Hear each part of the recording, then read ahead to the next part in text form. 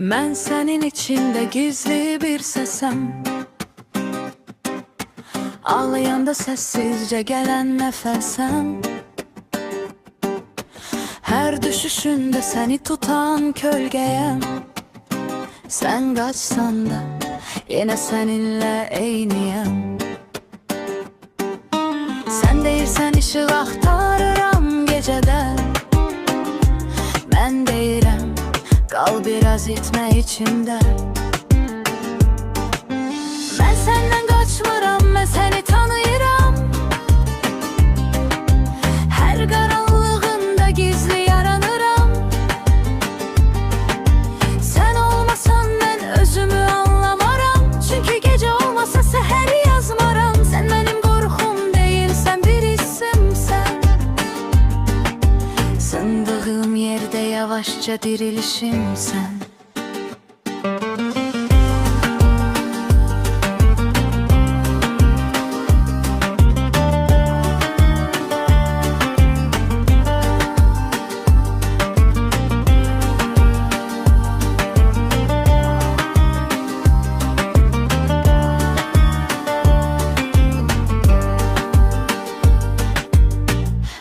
Düşmürük biz bir hikayeyik.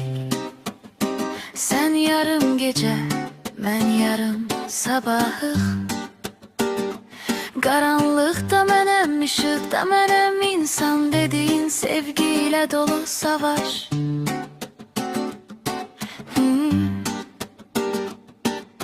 Eğer sen özünü itirsen gecede, ben seni taparam sükut içinde.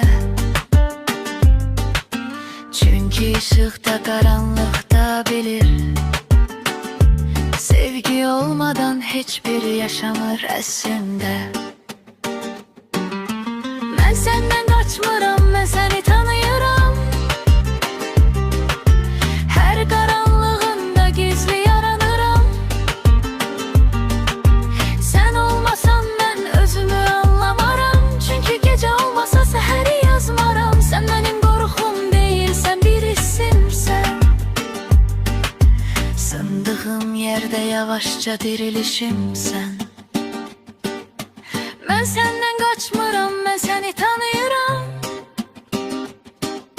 Her karanlığında gizli yaranıram. Sen olmasan ben özümü